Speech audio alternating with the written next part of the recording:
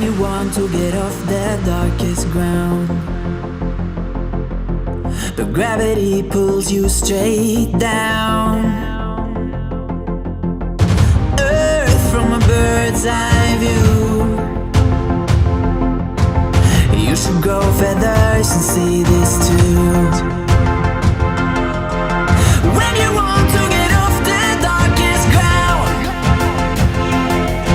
but gravity pulls you straight down.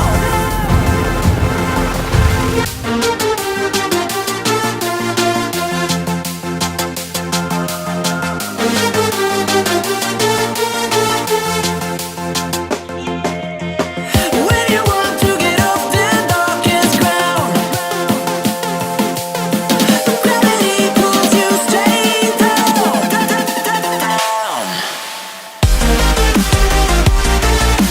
Clear sky.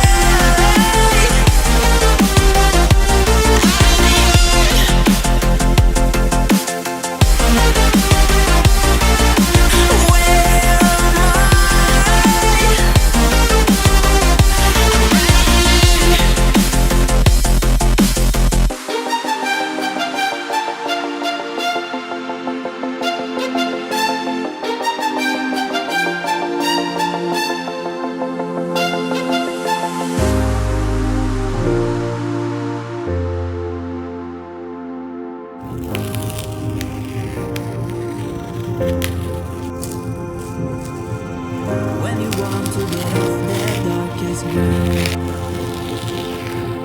but